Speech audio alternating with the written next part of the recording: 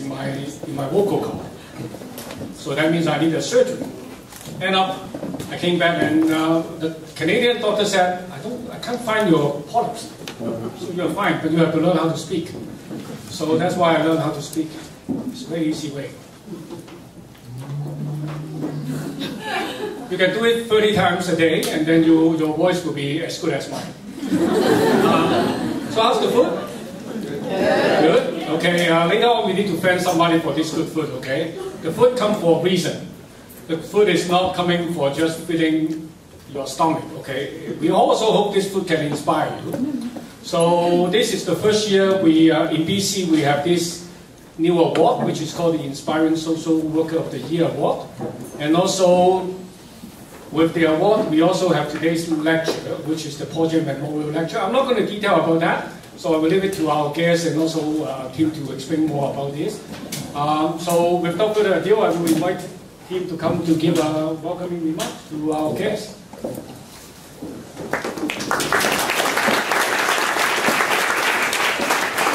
Thanks, you, and yes, welcome to everyone. It's really the first time we've had this award, the first time we've had the opportunity to invite a broader public to our orientation, so it's very exciting to us. The Paul Cheng Memorial Inspiring Social Worker Award was the idea and is generously supported by his wife, Mary Mann, who's with us today. And without her support, we wouldn't be able to have this lovely lunch, but also, more importantly, to have our award and our speaker today. So I just, on behalf of the school and all of you, really like to thank Marion for her support in making this all possible.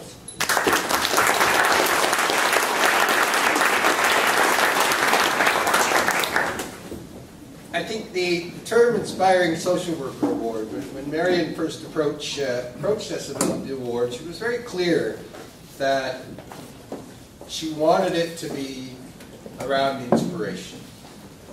She wanted it to be around something that wasn't about what Paul had done, but what Paul could do for us and what other social workers could do for us. That by leading by example, by inspiring us to work harder, that it would help broaden the work that Paul did, and we're going to hear more about his career shortly, our award winner today, and all of the social workers in the field contribute, and collectively how we can support each other and inspire each other to address some of the problems that we talked about earlier. We were talking at lunch, social workers are really bad at self-promotion. That there aren't a lot of awards, unlike medicine, which it seems like every doctor in the world seems to have 400 letters and associations and awards. Whereas it's very rare in social workers. We tend to be a very humble lot. But I think as Marion's thoughts for this award, and certainly the life of Paul, shows us that it's really important that we celebrate our achievements, and we celebrate each other, and we celebrate our profession.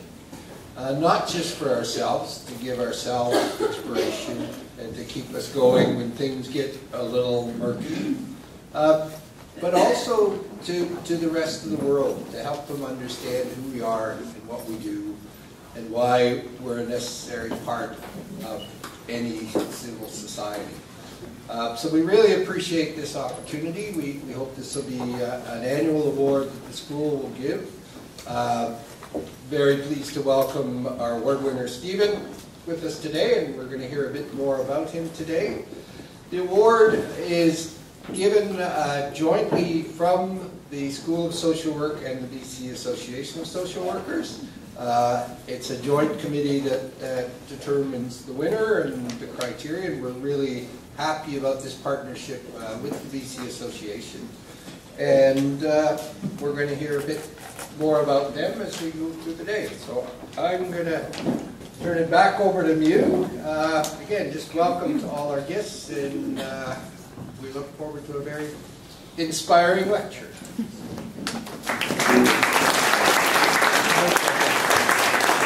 Well, Tim already mentioned that this is an award co-organized and co-sponsored by our school and also BC Association of Social Workers. And we have the honor to have Diane Heath, who is the ED of the BCASW, to come and introduce the awards and also the lecture to us. Right? Thank you, Mew. I too was very, very pleased when Marian Mann and Dr. Mew Yan contacted me with the idea of celebrating the life of Paul Cheng by creating an award and a lecture in his name. Paul Cheng, 1947 to 2014, a social worker who immigrated to Canada in 1976 from Hong Kong, received his MSW from UBC in 1979.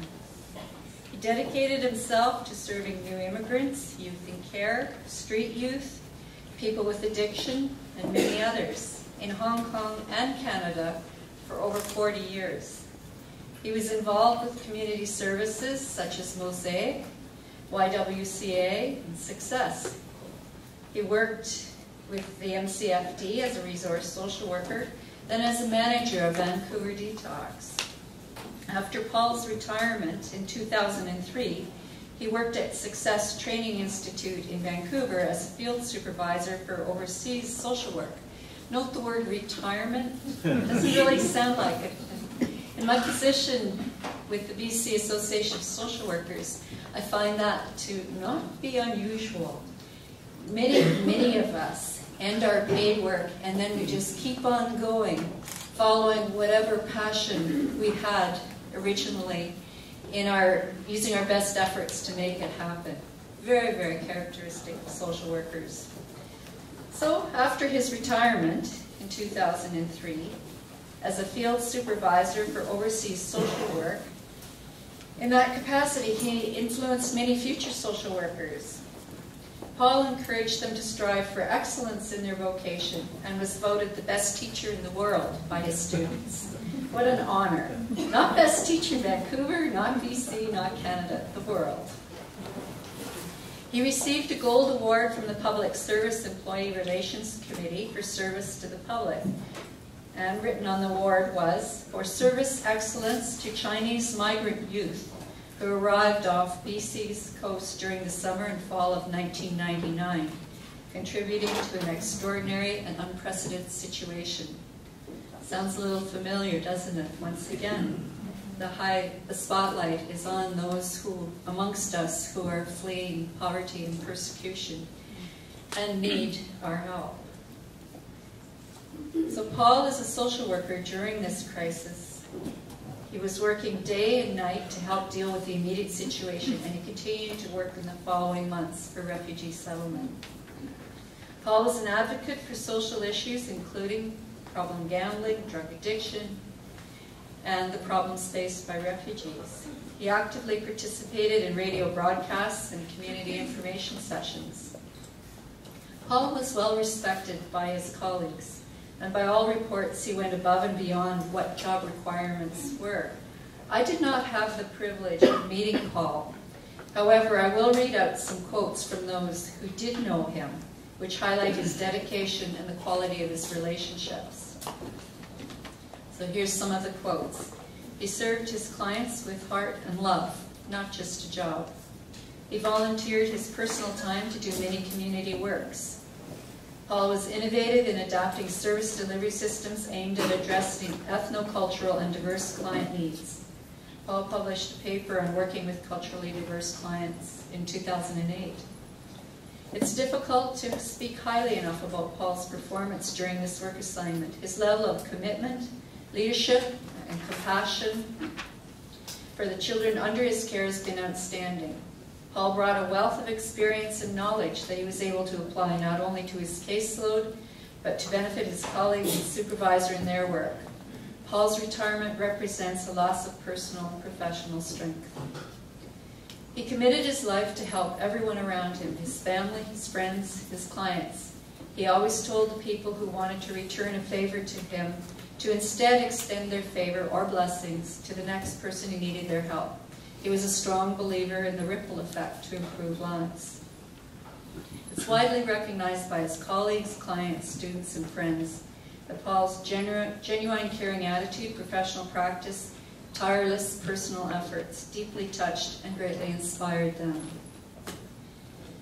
The BC Association of Social Workers has 3 objectives: to support members, to promote the profession of social work, and to speak for social justice.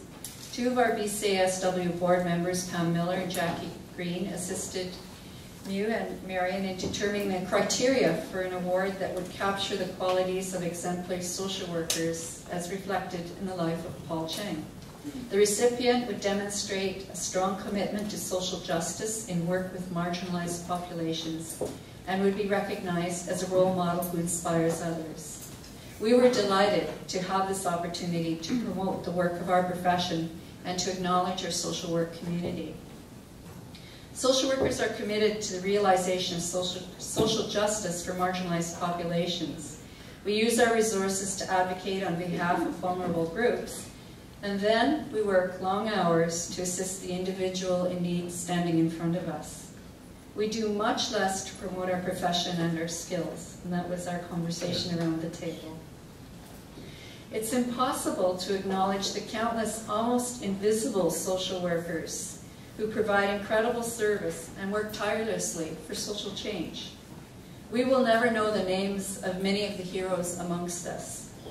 However, today there's an opportunity to pause and reflect on the remarkable impact of 2 social workers, Paul Cheng and Stephen Quinlan, thereby celebrating all others.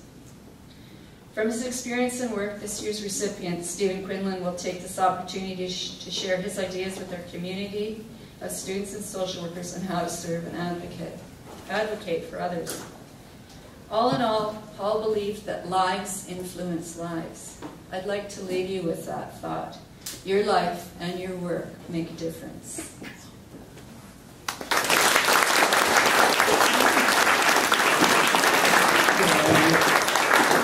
So we would like to introduce Stephen, and of course we have to find someone who knows Stephen to introduce Steve, because I just know him.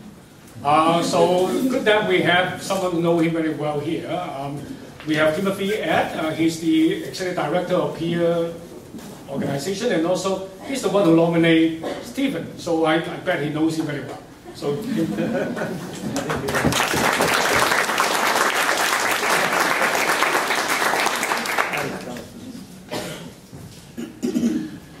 Thank you so much. This is my first, I think, public event, no longer being the Executive Director of Plea Community Services. Steve reported to me until a week ago Monday. I want to, first of all, acknowledge that we are on the traditional territory of the Musqueam people. And I want to acknowledge in this large crowd of students in this School of Social Work that you are joined today by members of Steve's family and by colleagues from Plea Community Services and by colleagues from a partner organization, Branson Pacific Technologies. It is completely typical of an event that features Steve Quinlan, that family, friends, and professional colleagues are all together in one place.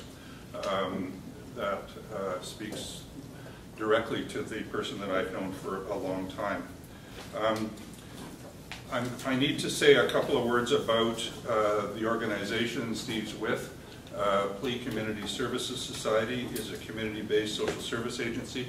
Some of you should be thinking about this as a possible pitch for when you graduate. We maintain a fairly low public profile and therefore maybe the largest local charity that you've never heard of. We work with youth and adult populations who are marginalized by virtue of disability, mental health and addictions challenges, criminal justice involvement, difficult behaviors, and histories of trauma, abuse, neglect, and dislocation.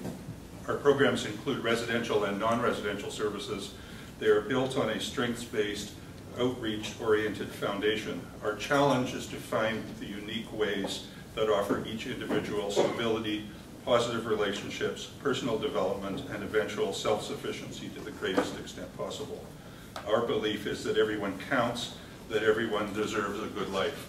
If you're looking for a really challenging and exciting career down the road, do check us out. We have a long-standing relationship with the School of Social Work. Mark Wright, who's on the faculty here, is a member of our board. A number of people who are graduates from the university and attached, associated on our membership are people who graduated from the master's program many, many years ago. So we do have that relationship. Steve is a senior manager in the organization. His oversight responsibilities include all quality assurance activities, program evaluation, continuous learning, and in-house management development. He manages privacy matters and complaints, signs off on family caregiver home studies, and that then gets to the end of the first half of his job. The other half is the development, implementation, and maintenance of the Case Administration Management System, also known as CAMS, and is a client information system designed in the social services sector, in the nonprofit sector, with private partners. The rather redundant Case Administration Management System, this rather redundant name resulted from Steve's determination to name the system after his son, Cameron.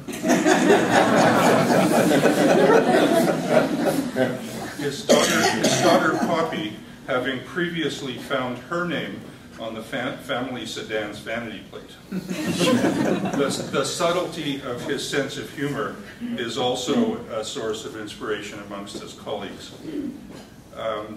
CAMS is presently used in a number of social and justice service agencies.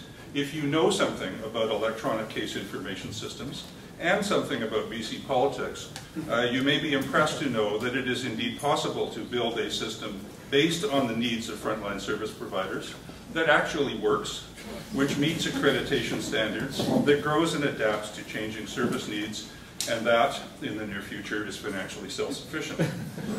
I have worked closely with Steve for about 15 years. He brings an understanding of social justice that starts with listening to the voice of the persons we serve.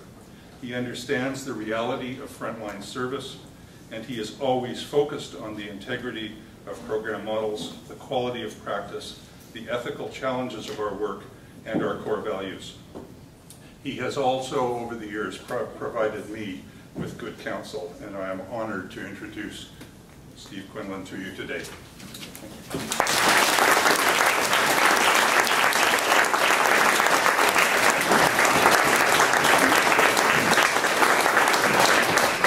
Thank you, Timothy. I'm not aware he just stepped down. I think he's going to enjoy his life. He still works for me. Oh, he's still working? Voluntary? Yes, voluntary. So now we will present the award, the Inspiring Social Worker Award to Steve. And Marion, our funder, will present the award. Marion? You want to say something first? I just want to take this opportunity to express my gratitude to all of the people working together to make this a reality. This Inspiring Social Worker Award a reality. We started with a concept, and now it become something that we can keep doing it. And I want to personally thank Dr. Cheng and Timothy Staten from UBC, and also I want to thank Diane Keith and from BC Association of Social Workers, and also Professor Pamela Villa and Professor Green from University of Victoria. Because this is a pilot, something new, pilot program, so they have spent a lot of time and energy and effort to make this happen. And here I want to say thank you.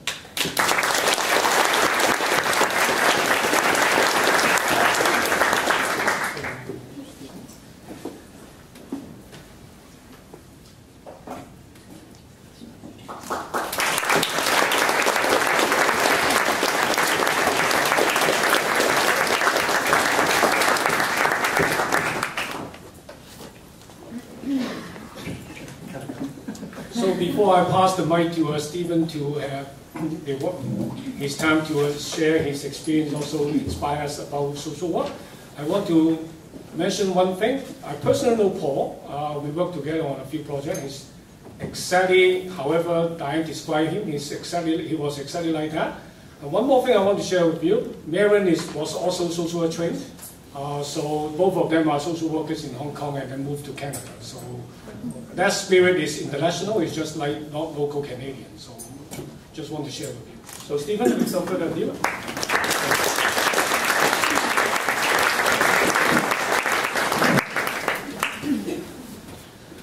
Thank you. Thank you. I feel very humbled from Tim's introduction. Thank you. I would like to acknowledge that we are located on an unceded territories of the Musqueam people. I would like to thank and honour the Musqueam people for making space in their territories for us to learn, work and live as visitors to their territory. I would also like to thank the UBC School of Social Work and the British Columbia Association of Social Workers and the Cheng family for organising the Inspiring Social Worker of the Year Award. And thank you to the selection committee for selecting me. I am truly humbled.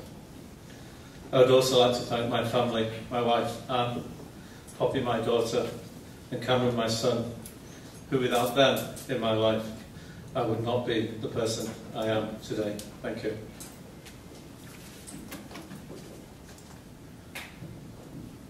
Okay, formalities out of the way.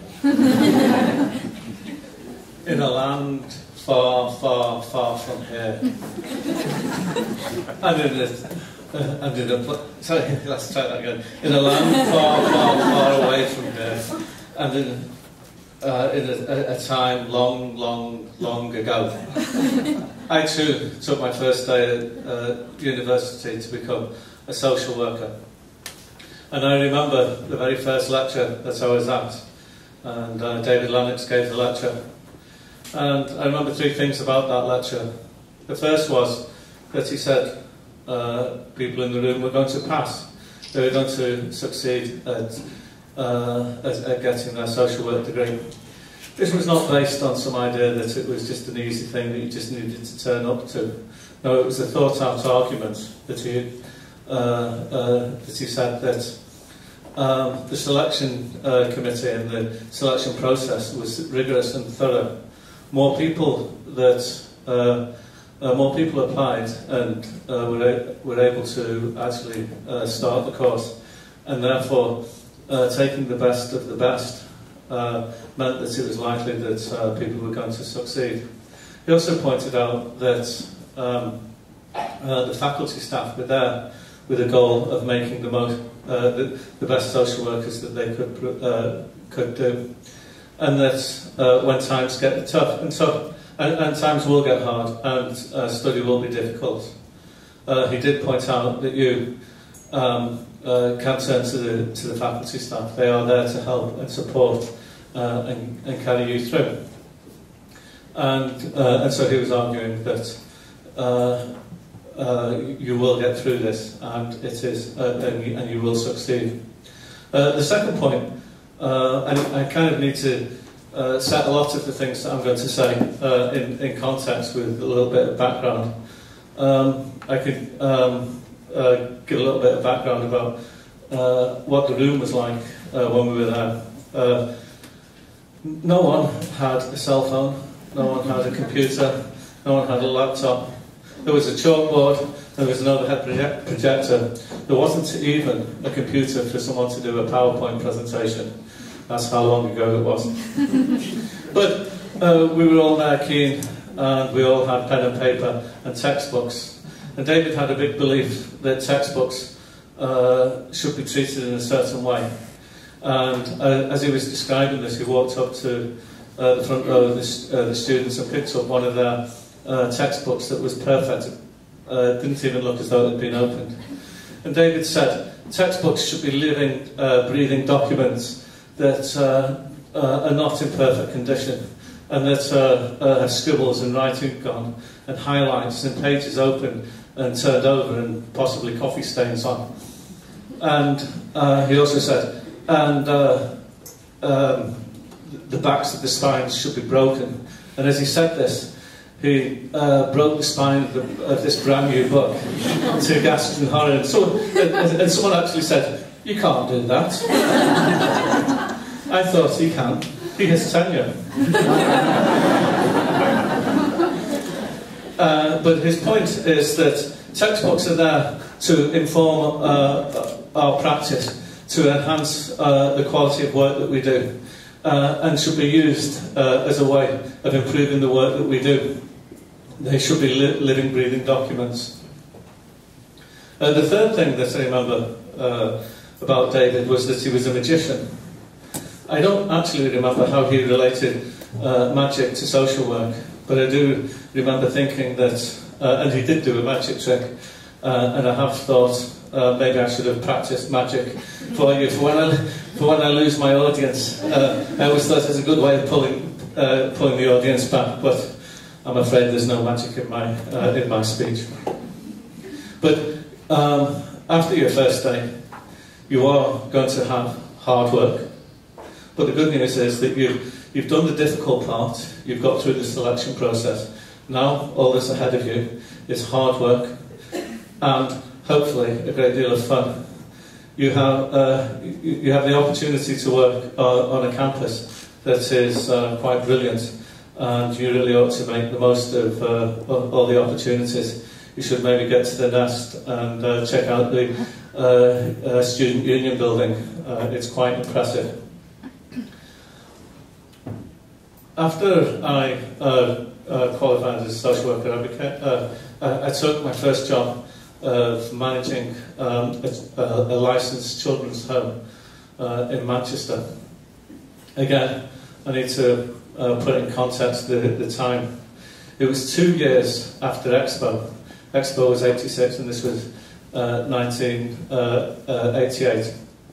And for those of you in the room who have no idea of when Expo was or any relation to that, no, we didn't write the date in Roman numerals. That was only the BBC for their copyright of their products. But in 1988, we closed the home. It was in a nice area of Manchester. And we moved it into an inner city area of Manchester. And we took over 3 flats in a high-rise block of flats, which is English for, or the Canadian English is that we took 3 apartments in a high-rise residential building and made that into our children's home. I think the thing that I learned from that experience was that you have to question everyday practices on a daily basis. Even the simple things of taking the policies or the practice of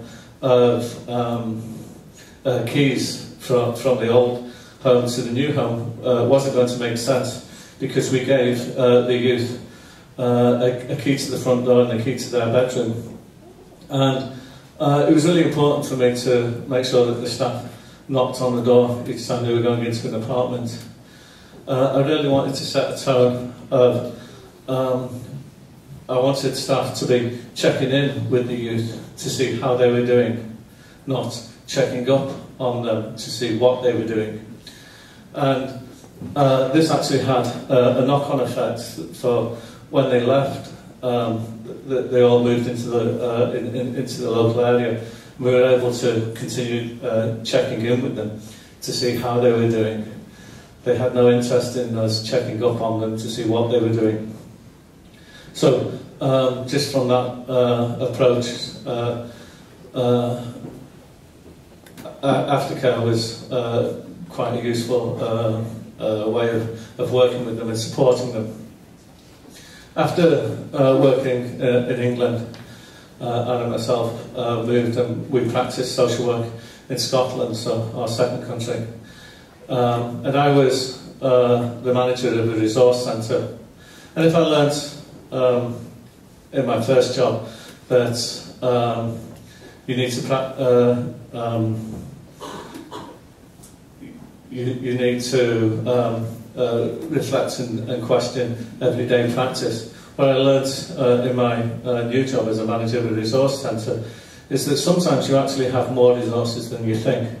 And when you're thinking that you don't have enough resources, sometimes it's that the resources are not in a format that you can that is useful or that you can use.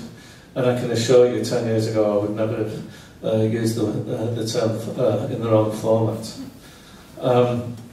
And so, with our resource centre, always expecting the children, families and youth to come to us, I was finding it difficult to actually make as big an impact on their life as I wanted. And I knew that we needed to be able to meet the people that we were serving where they were at, both in a social work term, but also in a physical term. And so I was able to manage to move some of the resources from the resource, from being a resource centre base to an outreach base, which I think was really important. One of the things that shocked me, and probably will shock you, when I moved to Scotland, was that the age that you leave care and that you're expected to live independently and on your own is 16. 16. I just found it quite awful. So clearly, I actually wanted to make sure that I could check in with the youth to see how they were doing, not check up on the youth to see what they were doing after they left us. Because at 16 you really do need help and support. After working in Scotland, in the Highlands of Scotland, and after Poppy was born, we as a family emigrated to Canada. And to give you an idea of when that happened, we emigrated shortly after the Canucks moved into their brand new building, GM Place, which obviously is now called Rogers Arena. From there, I got my first job of managing a licensed children's home, preparing youth to live independently. And of course, I wanted to set the tone that we were going to be checking in with the youth to see how they were doing. We were not going to check up on the youth to see what they were doing. And back then, licensed children's homes had a running log, and we would write, handwrite a log. And it was written with the idea of giving over the information to the next person coming on duty. And some of the, and I was finding that, let's just say it wasn't strength-based. And actually, I think sometimes it might have been a way of trying to see if you could write something awful enough to make the worker that was coming on shift actually have a really bad day. But I'd worked with the staff to try and get them to focus on strength-based and writing information that was going to be beneficial to the youth. But I wasn't having much success. So one day I went in and said to the staff, okay, in 3 weeks' time, in 3 weeks, we're going to let the youth read their case notes. We're going to have a file for each youth on the shelf, and each youth will be able to read their case notes. This did change the way the staff were writing. They were now writing with the belief that the people that they were writing about were actually going to read what they had written. It also had a spin-off effect of one of the youth actually spent time having quite deep dialogue with one of the staff, where they would write to each other in the case notes about how things were going to him and how he saw he could develop it. I guess in Plea's language was, you know, how to improve his life and support him to have a stronger life So after working for Share Society and running their licensed children's home, I got a job at Collingwood Neighbourhood House, and I was the director of childcare for, and this was really a stepping stone to ultimately working for Play. When I myself landed as immigrants in Vancouver, it was it was when GM Place was built, but you didn't find work by going to a website. In fact, I don't think any of the agencies had a website, and if they did, they certainly were putting jobs on there. So I myself had to go to the library. Life was simple back in those days. I had to ask for the red book.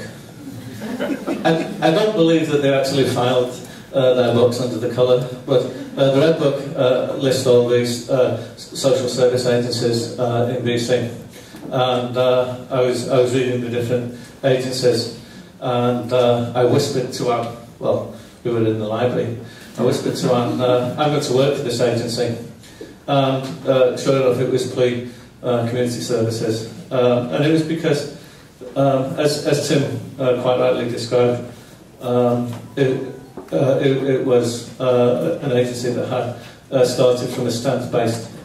It was offering alternatives to custody.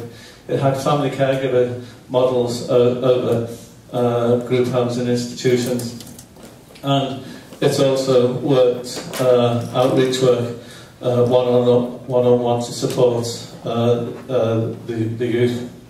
So my first job at Play was a family resource worker, where I was working with families and supporting them to support and put a strong, positive life for the youth in care that were living with them. And there were youth workers that would go out and do positive strength-based activities with them. Sometimes all we could do to hold the placement together on occasions when someone was having a hard time was actually go out and get a youth worker to take them, do a positive activity for the day, and then bring them back for the evening. Hope they can survive the evening and start again the next day. Within a couple of months, I was promoted to the manager of the programme, and this allowed me to work with even more staff on cases to focus on strength-based work and work with the youth and engage with the youth to find out what they wanted and support them in their endeavours. And we had some fantastic families. We had a growing number of family caregivers. In fact, they were so good that MCFD took them, closed the programme, and we had to reorganise, downsize. And I guess, again, I need to give you a bit of context.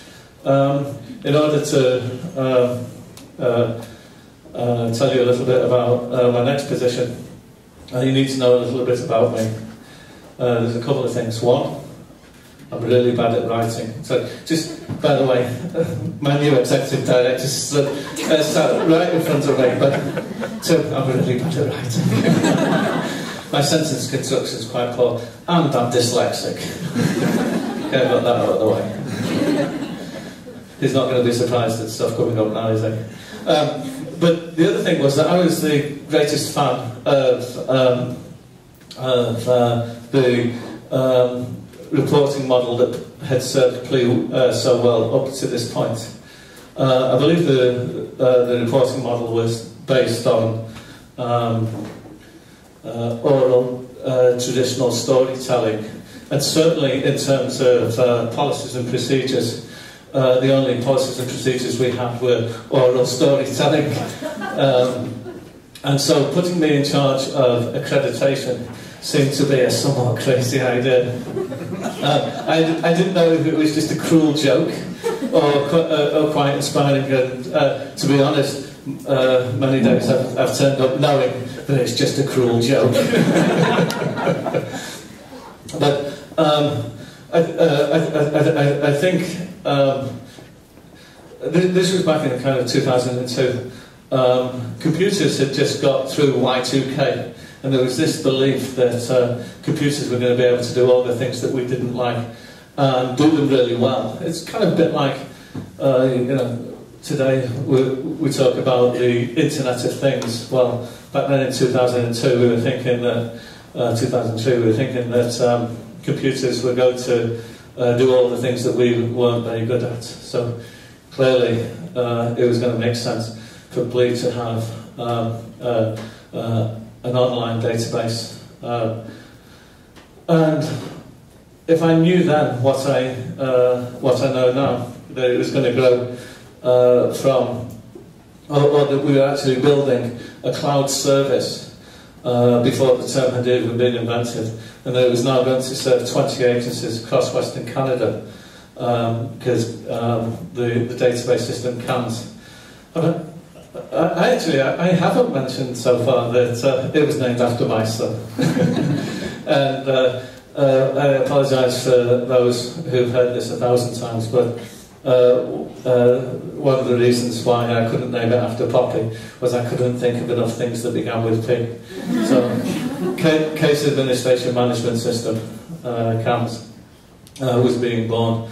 And really, all I wanted was something that could check in with staff to see how they were doing, not check up on staff to see what they were doing. And I think that actually really is one of the cornerstones that built CAMS into what it is today, and that it is really important that databases are actually used to support the work that we were doing. I knew that in Plea I just needed staff to report what they were doing, the good work that they were doing, and that was going to get us through accreditation. But I had a number of stories about how the database was going to work or support staff, but I want to take a minute first to say that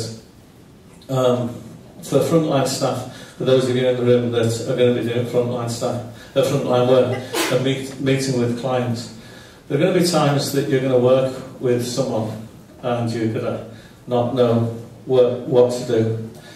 You're going to be lost and you're going to be thinking, I don't even know what to say next.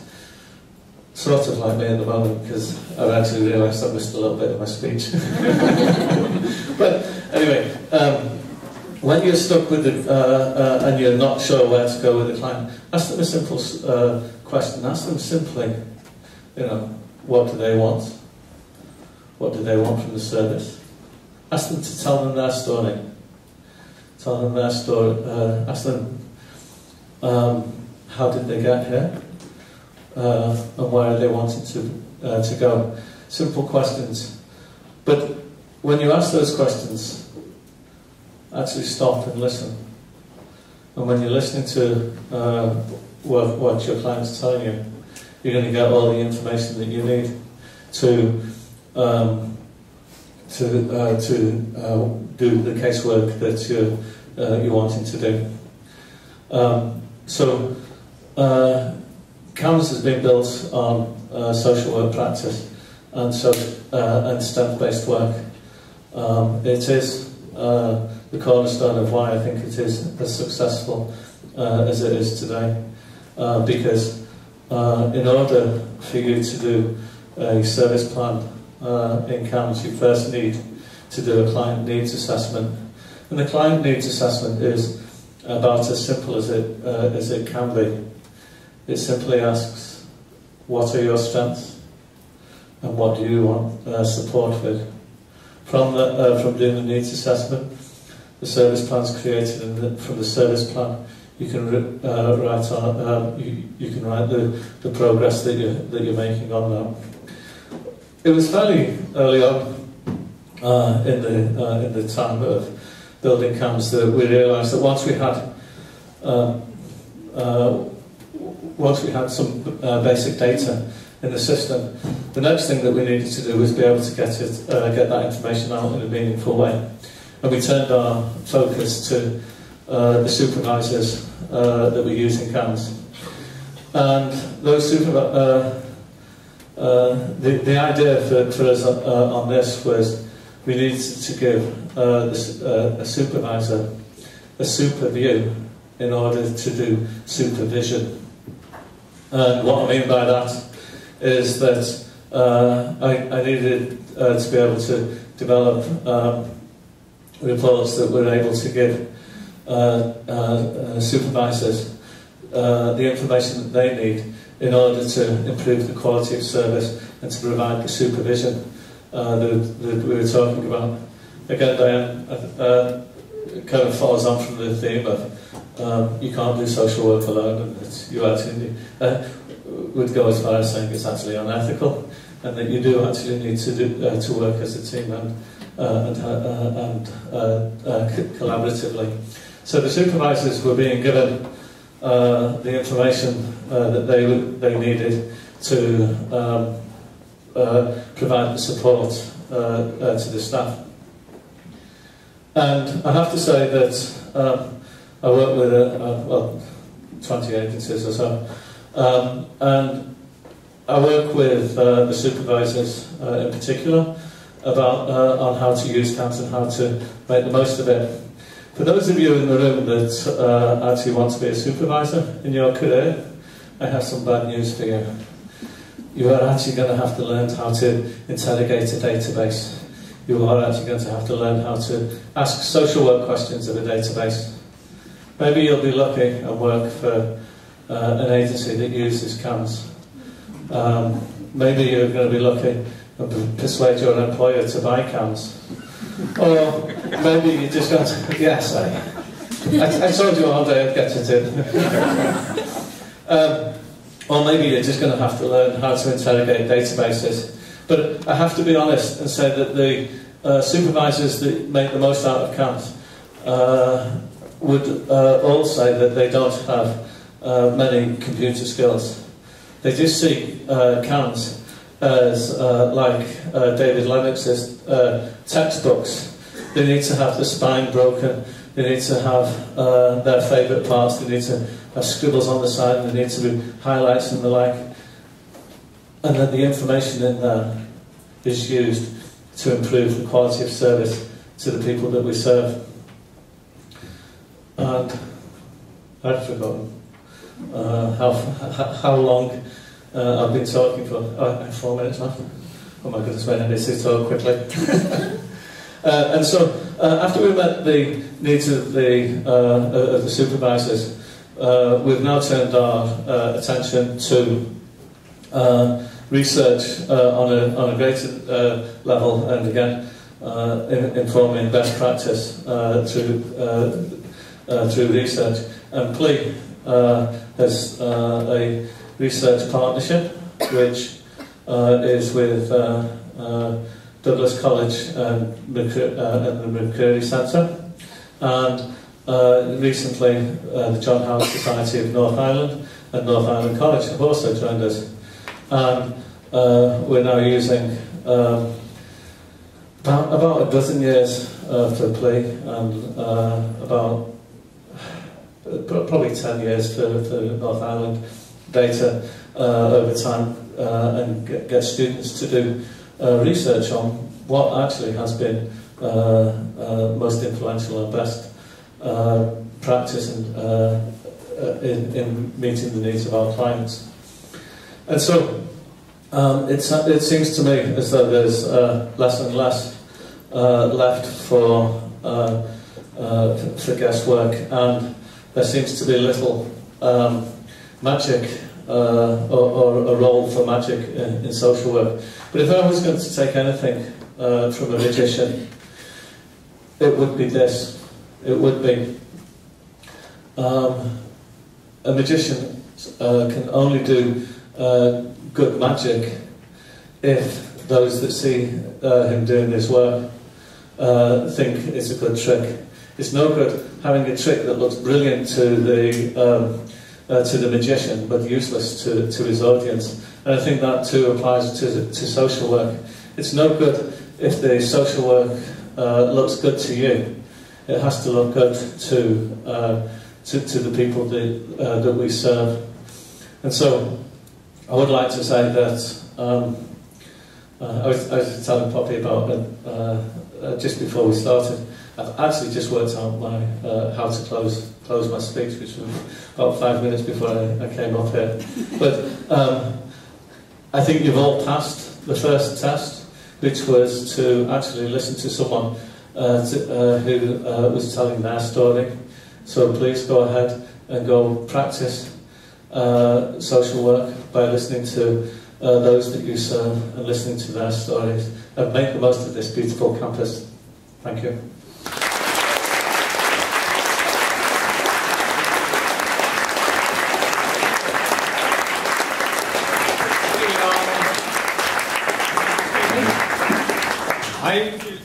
I have to tell you, when I look at the nomination letter, actually quite long. Team have written a very long letter to recommend Stephen. One thing really catch my eye is what inspired me from reading team's recommendation letter is the nomination letter is Stephen tried to use technology to do social work. Now in our field, technology is telling us how to do social work. So I think this is very important. Okay, we are the one who use technology to do our work. We are not the one going to serve the technology in order for the management purpose. I think this is very good, and also very, to me, is a big struggle in our field. I bet, most of you one day, actually in your placement, first thing you learn, particularly in a hospital setting, the system. Child welfare, the system. When we talk about the system, is no longer, some policy and papers and people. We are talking about the system. Okay, so I think this is very important, right? How we're going to use it instead of, some people will hate it. I know some social workers, when we talk about technology, the first thing is, I hate it. Unfortunately, BB-8, the new toy, is going to be a real thing in our office. Do you know what BB-8 is? Star Wars, the little tiny things. Well, check it out on YouTube. Reality is, this is technology. We cannot escape from technology. But how we can use it, I think that's important. Having said that, I would like to open the floor to have, anyone have any comment, suggestion, or question for Steve. Please feel free and raise it.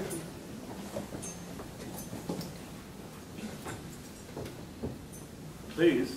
I have to particularly point out, today my colleagues are all sitting in a bulletproof window.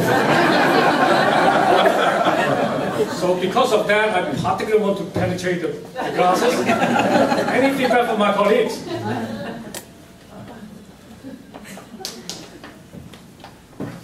I want to say thank you very much, and I really like the message that you were giving around asking around doing things in order to inquire about, but not. Your phrasing that you said several times. Yes. So around how to check in with people, yes, and not check up. And so thank you. I think that's a really important message. And the other really important message I think that I heard from you today, and again, I don't think I can hear it often enough in my own practice, or that it needs to be conveyed to other social workers, is that when you don't know what you're doing, ask your client, talk to them, listen to them. So thank you for bringing some really important messages to us all today. Thank you. And I don't have a question. Thank you, there. I just want to hear a little bit more about the council round. I haven't heard of it before, so. It's a bit like Play. It's probably the best software system that you've never heard of. CAMS is strictly a client management system. It was built with the idea that a social worker sat in front of a computer is not doing the primary work that they need to do. But there are two things that you need to do. First, and even I'm saying this, so it probably has to be true, that first you need to write down what you've done. But second, you also need to have a plan of the work that you're doing. So you should always have goals and objectives. And any member of staff who's writing a great deal more than that, I think, is distracted from what should be their primary role of actually spending time with clients. I used to tell agencies when I was selling it to them that direct client contact was a required case note, because they didn't have the confidence at the time to actually say, you know what, that is what the work's about. If you're not recording that, then I'm not sure that we'd want to sell the system to you, because if you're not recording what you're doing with clients, then you shouldn't be using the system. And the other part is that, and I'd like to mention McCreary in particular about this.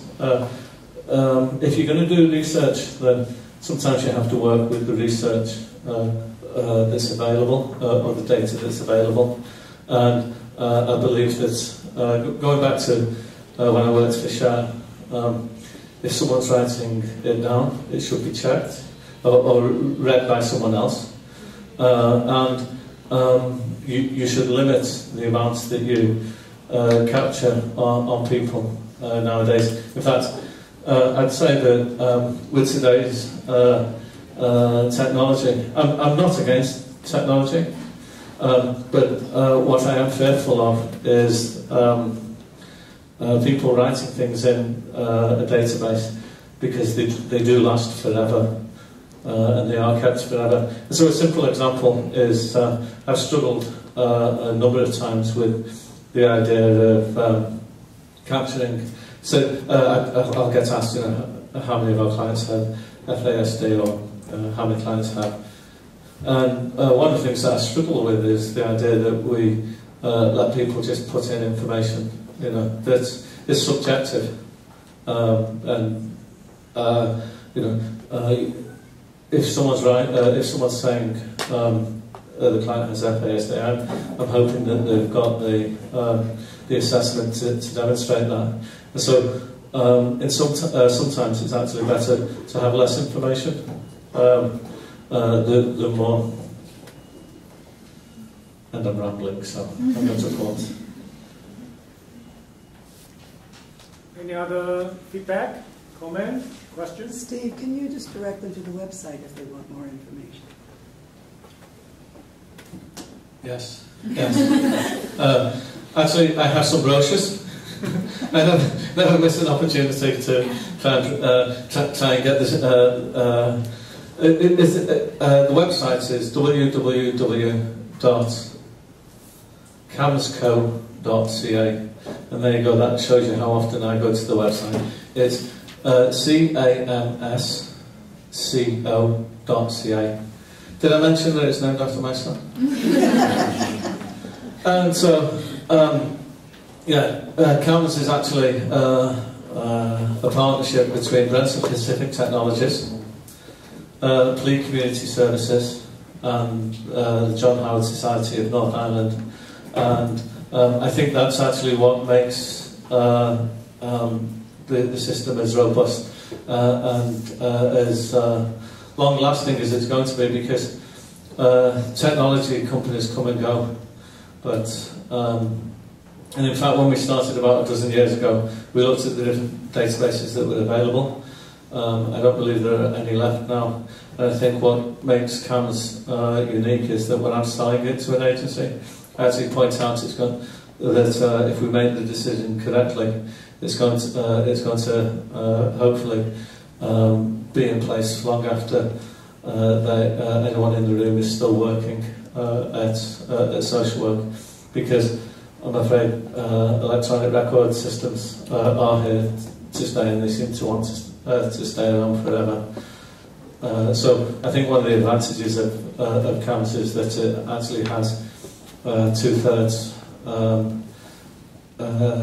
agencies that own and use the system, and 1/3 of technology. I think that's about the right balance.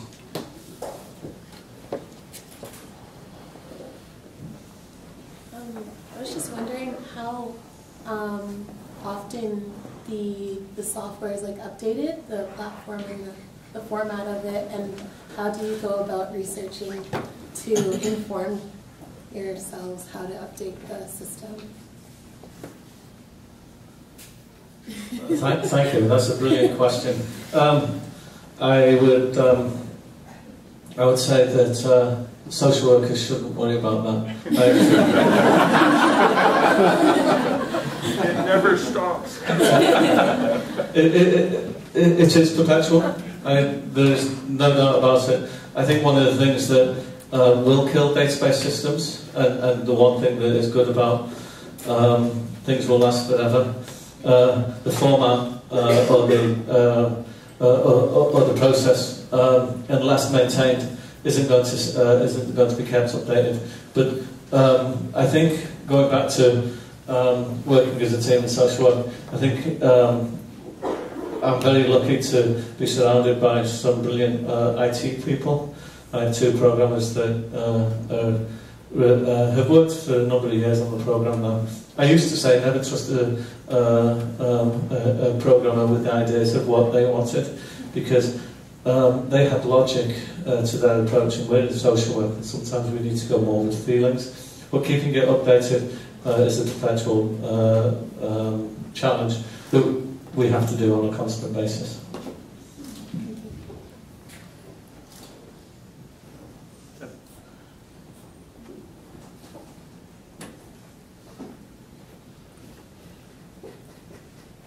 No more questions? Can I just say this is the first time this table's ever been quiet? Okay, thank you, Stephen.